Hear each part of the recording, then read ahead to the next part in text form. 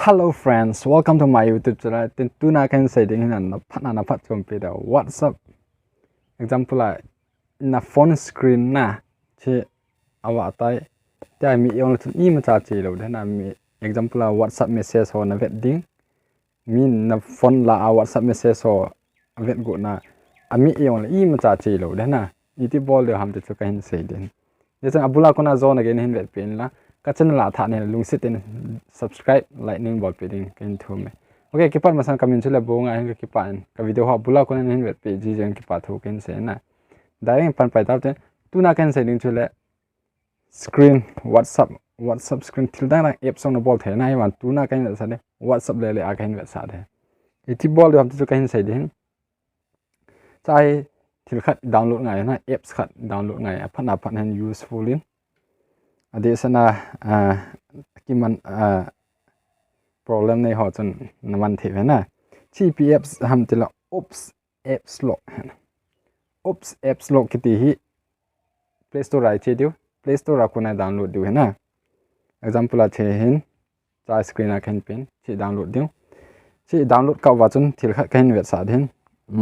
tu a hi whatsapp mai lu dio na ilu nu wa le te a screen a khan pe banga hi na open the WhatsApp ha message ho na open the na open the hin thi bon diu ha chứ apps log chun download ten len download ten te open hum din cha hi amasa WhatsApp mai lu na message vet the na tu ai vet the lu diu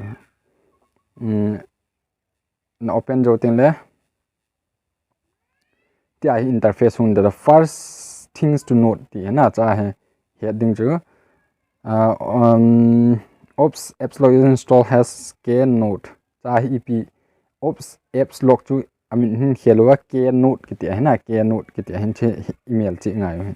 cha im dang chi lo volume le chi cha click nga chi lo volume man cha de chi zo ten next me cha ten cha he tham pre volume mi na tu ai example ai hon lok koi wa number ham password ham koi hello la fingerprint koi na tabang chin ai ma cha hi ma cha dang chi lo ep chi am tile kain sei tho de lightning pa na volume button he chi de na anoi na me tha chung na me na nang thu hin chi na ki me de chi na dei za na ki me the hin thum li nga gup na dei za na ki me the na example la kan cha ka me li ve ka me the next return your pattern kiten chan leave na me ke na me ma na me ke ding na me cha ten confirm na me cha ten la cha hi heading chu set up virtual button tin cha hi non nong the na dei ki koi the na boot na ka koi jo ten next ka me ding next ka me te set security question ke ti cha hi thil ijan ham min ama sa pe na hi select question na hi me dio cha na dei pen na ki koi the na ken wa what was the favorite place to visit has a child cha he can chi katai min katai jo ten le anoya he atai na khat mungkin cha he amun na koi the na dei pen mun na ki koi the ken manja dam katin chi jo ten la chun next me adu he na next me cha tem permission cha men permission a he green kiti a he me adu me ten le cha su ke ten jo a ke ten ke note kiti chu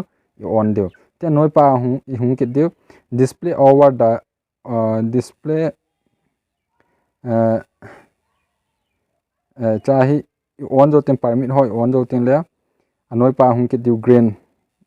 chai mi de na mi cha ten chai pi hung bol ken ke not ma hin display over ai cha hi on ball de on ball cha ten chai basic setting to note ki ti hin open ops log ki ti return password ti ho bona ki chai jo ki ball chai ji wa chun finish a che de na finish na che jo ten tia interface chai okay me dio chai na dei na type de na okay na me chai ten dei na type chai ten le chai type tho bo na im cha okay me na poi chai ep bol de ham tele jo a ka sei banga anoi pa naman ham chung pa nam volume pa na anoi pa naman ale anoi pa iza ve na me ham chi za ve chuna me de achung pa naman ale achung iza ve na me ham na chuna me de ken li ve ka me en li ve ka me jo wa hin chai amian point hung du pan na amian apps lock chu hung da chai example a achung pe na pa apps lock ki off de hin cha ep apps no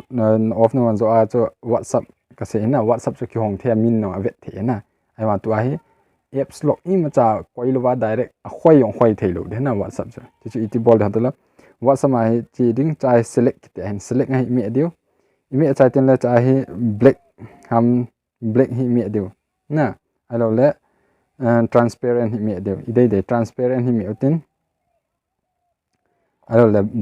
black chu mi cha tem ta he green button a he cha he alok nga he green button hum de na cha hi lok lo lai de cha lok na dinga achung langa pa hi on diu na i on cha tem leo i WhatsApp ma chu hum diu i WhatsApp ma chu i lu tem leo ta interface WhatsApp cha ho jo se interface de na a hi wa chu ta he khoyon le amu i ma cha hum do lo ta na i ma cha chu hung do lo de message chu i za ve type long le mi hen lang that hen lang on hen lang bol long le message avet thei lo de na chi message vet na dinga chu ip bol ham bol ngai ham ti le ki sei lem jo sen het ki den agu ana bol thei lo de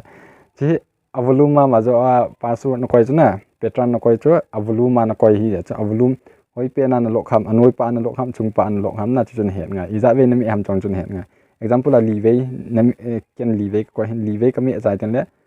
ta he na screen chu hong ding na WhatsApp chu na mi pen chi de na